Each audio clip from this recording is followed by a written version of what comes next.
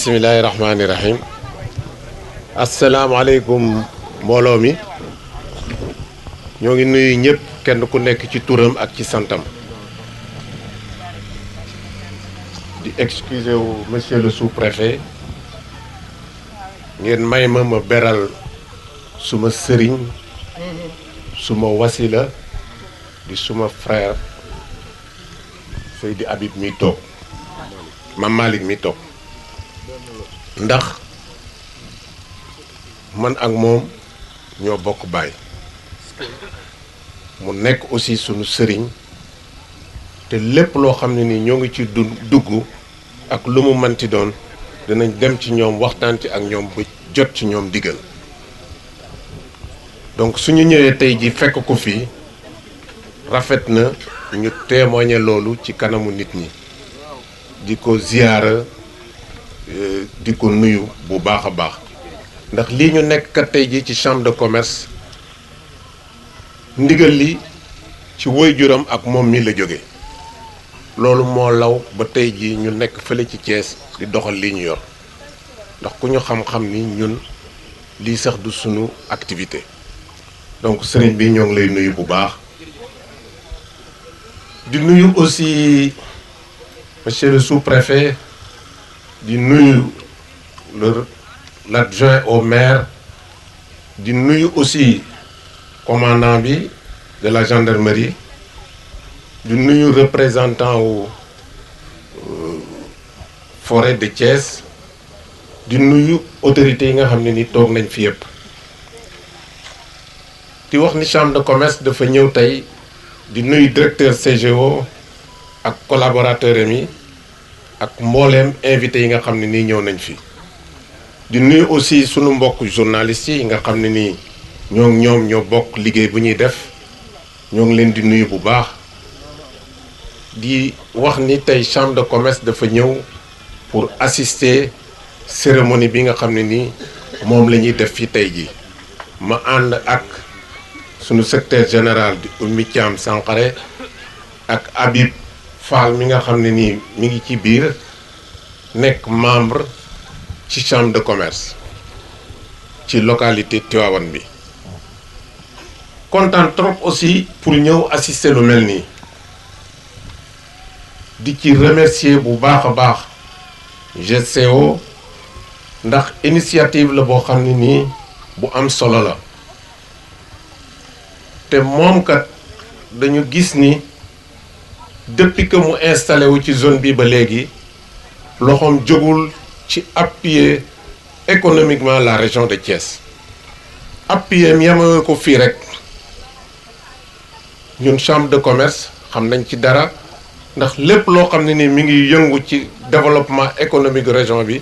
CGO dugal na ci loxoom donc nag loolu mu nekk initiative yoo xam ne nii dañ ko ci remercier bu baax a baax di ko ci encourager di ko encourager aussi ci lii mu def tey ji ndax développement socio-économique fii mu nekk nii lu am importance la ndax lii mu def tey ji jël GIE yi defar leen financer leen former leen yóbbu leen ñu def seen formalisation lu am importance la parce que bari na ci structure yoo xam ne nii tey jii kat seen formalisation des na dinañu ñëw jël xaalis jox leen duñu xam nuñ koy saytoo duñu xam nuñ koy yare ba nga xam ne nii loola dafay dem ba dafay nekk loo xam ne nii dootu amal njariñ localité boobu donc su jiitalee li nga xam ne nii moo war a jiitu muy former leen defal leen formalisation wutal leen ay kayit yooyu dafa nekk loo xam ne nii lu am importance la donc ñoo ngi ko ci remercier bu baax a baax di ko encourager di ko wax ni kat lii kat dina nekk war na nekk loo xam ne nii war nañ ko vulgariser un peu partout pour que yeneen structures yi yeneen sociétés yi nga xam ne ni mel nañu ni moom ñu mën ci jële xam-xam mën ci roy parce que lu baax la pour le développement local ndax kat chambre de commerce dafa bokk ci benn structure boo xam ne nii sur le plan local ñoom ñooy coordonnateur u IT yi mi nga xam ne nii Sénégal daf ci participer et je pense que madame Sankaré mi nga xam ne nii moom moo ñuy représenter ci structure boobu dina ko magnifier dina ko wax pour que ñeneen ñi nga xam ne ni aussi mel nañ ni CGO ñu mën ci jëlee xam-xam mën ci jëlee yoon pour que mën a def lu mel ni ci fi nga xam ne nii foofu lañ nekk. leneen li ci des aussi di wax ni ñi nga xam ne nii jox nañ leen lii chambre de commerce mi ngi leen di ubbil buntam mi ngi leen di ubbil ay buntam lépp loo xam ne ni soxla ngeen ko ci wàllu formalisation wàllu encadrement ak lenn loo xam ne nii dina leen jëmeel kanam loolu mooy rôle am mooy jàppale structure yi nga xam ne nii ñoo ngi jéem a saytu économie bi di ko jéem a développer te loolu lu am solo la donc nag lépp loo xam ne nii jaaxle ngeen ko ci wala société bi soxla ko pour encadrement wala formation wala lu mu mënti doon chambre de commerce dina leen jàppale ba loolu saafaraw donc ñoo ngi leen di remercier bu baax a baax di gërëm GCO di wax ni lii kat moo mun a xeex ndóol ci biir réew mi bu kenn ku nekk fa nga nekk defoon lu mel ni je pense que nit ñu baree bari dinañu am lu ñu jàpp pour le développement de notre terroir mais aussi le développement de ce pays. Je vous remercie. Di nuyu le maire de la commune de Darou Khoudoss, di nuyu le commandant de brigade, di nuyu le directeur général de GCO et son équipe cadre, di nuyu le président de la chambre de commerce de Thiès, un partenaire stratégique pour ce programme de RSE, di nuyu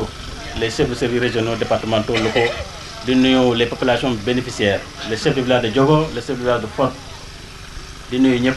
di am mbégte au nom du préfet du département, du gouverneur de la région et du ministre des Mines et de l'Industrie pour participer à la remise chèque yi nga xam ne dañ ko jagle 5 GIE yi nga xam ne ñoo dëkk ci gox bi nga xam ne usine bi GCO fii la installé wu ci volonté état bi mu nekk loo xam ne dafa nekk ci programme social minier nga xam ne day appuyer les communautés yi nekk ci wetu usine bi nga xam ne mënuñu liggéey ci usine bi donc ñu baaxe leen ay chèques yoo xam ne dañuy développer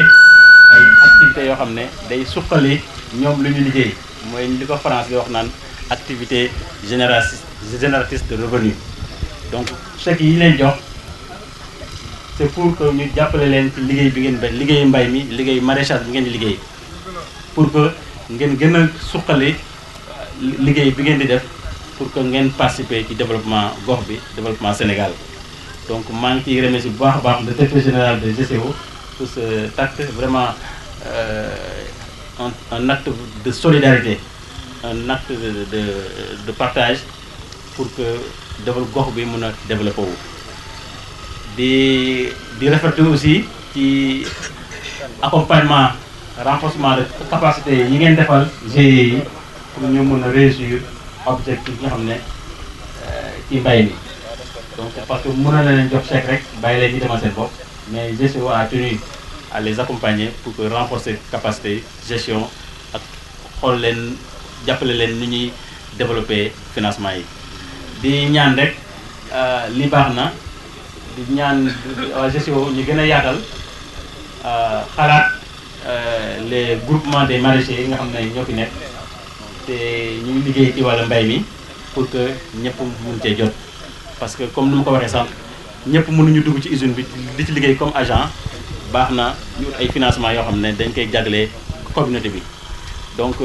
di ko remercier aussi action yu muy def parce que am na fan yii rek ñu ngi lancé benn programme pour Mewane de 25 millions ba ngoon la ñu war a def la pose de la première pierre des soupes de la commune de Mewane di ko remercier aussi ci le projet de gestion des ordures ménagères de Diogo ak yeneen projet yi nga xam ne ñu ngi koy nas loolu rek wane na ne GCO c'est une entreprise citoyenne donc ñu ko ci gërëm di ko ci sant di ñaan sëñ bi sëñ Pape Malick si ci sa mbaaxu waajur nga ñaanal leen yàlla gën leen dëgëral parce que usine bi bu gënee dëgër bu li ñuy séntu buñ ko amee gox bi duñ ci gis seen bopp bu baax a baax waaw di sant ñëpp di gërëm ñëpp. mais ñu ni dañuy ànd ak yéen ba lépp luy wàllu këyit wàllu yoonal nu yoonal ko mais aussi jàppale leen si dolliwaat leen xam-xam ba ngeen man saytu xaalis boobu nu leen jox ba mu mën juraat ay yeneeni at yeneen ak leneen mais aussi ñu ne duñu yam si loolu chaque année ñu fasal yéene continuer programme bi di dimbali ay néew di doole yoo xamante ni bii tey ñu ngi si zone bi tey dend ak usine bi te yàlla def ñoom ñëpp mënuñu dem dugg si biir usine bi foofu li ma si xaw méthode lu tuuti rek mooy GIE yi ma jot gisuma benn boo xamante ni bii am na présidente te jigéen ñi dañu am volet bu am solo si yëf yi bi ngeen di taxawal GIE yi mënoon ngeen am GIE yoo xam ni da ngeen di bàyyi jigéen ñi jiite ko lépp baax na mais man jigéen ñi lu nu jiitee sama xel da siy dal ndax loolu moom la ñëpp d'accord te loolu dafa ànd ak vision président de la république beneen aspect bi mooy yéen population bi ñun ñoo bokk zone bi ñoo bokk tund bi ngeen am seeni gan nu ñëw nekk ak yéen ngeen nekk fi ay années yu bëri te ñoom nekkuñu fi ñoom dañ fiy jóg ay années yu bëri ngeen continuer di fi nekk may ñaan di leen sant seen nekki nag ñoom rafet. ah lii dalil ci wàllu administration bi mooy xilifa bii toog di ko ci teg mooy Isaar Biram Faye taxawaayam wax dëgg yàlla ba mu ñëwee fii ba léegi mu ngi taxaw ci góog bi di ko yokk ndax bari na ñu fi jaar waaye ñi nga xam ne dañu bay seen bureau yi ñëw ci biir ñaari bii ci kuréel bii lii bii mooy kay ne ñeenteel la yoonam ñëw bokka ci mbooloo bi ñi koy tawatal seen aaju di ci taxaw kay na nag ah mbir mi niñ ko war a bëggee ak ni ko waa usine ba bëggee ñooy wute ah wax dëgg yàlla ñu ngi góorgóorlu ndax dafa ne man lam yashkarul qalila lam yashkurul xashir ku gërëmul lu néew doo gërëm lu bari te mbir mi yaakaar naa dina bari ah ñu ci teg Daoud mi toog mooy directeur CCO ak Goudiaby ak Ali Keita ak Fatimata Tall ñu di wax Ndey Faatu ak Ablaye Ndiaye Safoor ak Masali ak mboolem ñi nga xam ne dañu bokk ci usine bi yàgg nañu jàppale ak kii fa Oumar Fall kay na ñëw ak Ibrahima Diop mi nga xam ne tabarakallahu mu ngi ci liggéey kër yi nga xam ne ñoom la ñuy defar fale macha allah comme niñ ko wax woon rek première phase bi wax dëgg yàlla jekka na te rafet na te mox na li ñuy ñaan rek deuxième phase bi muy tool yi na mel na kër ya loolu suñ ko amee incha allahu li ci des mooy troisième phase bi mooy dalal jàmm loolu ci suñu borom la nekk. dafa wax ni ñun tey jii bi ñu ñëwee ñuy joxe 5 chèques mu ni ñun li ñuy def raw na joxe 5 chèques parce que dégg nga bi nekkee ci zone bi dañuy ñëw pour liggéey ak population locale yi liggéey ak ñoom ci suñu usine bi ñu def fii liggéey boo xam ne aussi ñoom dañ ciy gis seen bopp d'ailleurs à travers ay projets communautaires yoo xam ni yéen teg ngeen ci seen bët. muy jëm ci wàllu jox leen ndox jëm ci wàllu wér-gu-yaram jëm ci wàllu éducation actuellement fi mu ne nii am na ay benn projet boo xam ñoo ngi ko def Tivaouane muy benn marché bu ñu tabax Tivaouane marché boo xam ni 50 cantines la bon boobu benn projet la mais am na beneen projet boo xam ne aussi tey jii ci ngoon sax ci lañ war a def pose pierre la première pierre donc pour le marché fu ngi nekk Ndoukoura dans la municipalité de Mewane bu loolu wéyee aussi dafay ñaax. population yi nii leen bon ñu dëkk ñooy am problème ñooy jotee et souvent dinañ am ay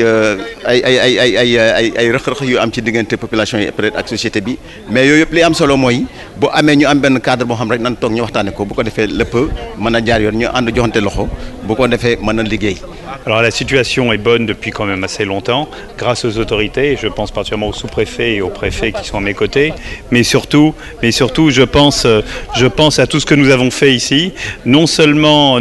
bien évidemment ces 5 chèques de 3 millions au GIE, mais plus que ça, en gros quelques 240 millions par an dans le cadre du programme social minier, qui permettent de construire des projets, qui permettent de travailler tous ensemble sur des projets solides, comme la construction d'écoles, comme des forages d'eau avec des châteaux d'eau, comme des marchés. Je pense à un marché qu'on a fait récemment et un qu'on va attaquer, dont on va poser la première pierre cet après-midi,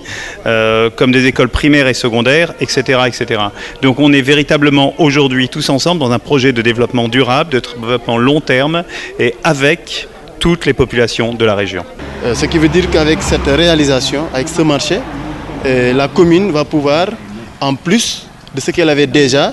pouvoir générer davantage de ressources propres. Et c'est pour moi une occasion véritablement de remercier les autorités de GCO, particulièrement son directeur général, tous les responsables de l'institution qui marquent par cet acte son engagement aux côtés des communautés et plus particulièrement aux côtés de la municipalité. Donc c'est un motif de satisfaction et je voudrais, au nom du conseil municipal, en mon nom propre, mais également au nom de toutes les populations, leur dire merci et leur exprimer véritablement notre volonté à poursuivre ce partenariat. Parce que à chaque fois que vous nous entendez parler, c'est justement dans la perspective de les amener à renforcer davantage ce partenariat. Nous ne sommes pas des adversaires, au contraire. La commune représente les intérêts de la population, l'entreprise GCO est dans notre environnement, sur notre terroir, et travaille et contribue au développement du Sénégal. Et sous ce rapport, qu'elle intervienne pour accompagner les responsables communautaires que nous sommes, ça ne peut évidemment qu'être un motif de satisfaction. C'est la raison pour laquelle j'exprime les sentiments de remerciement de la population, du conseil municipal, mais également notre volonté à nouer un partenariat qui nous permettra ensemble à mieux marquer notre présence aux côtés des communautés, mais également à mieux contribuer au développement de la commune.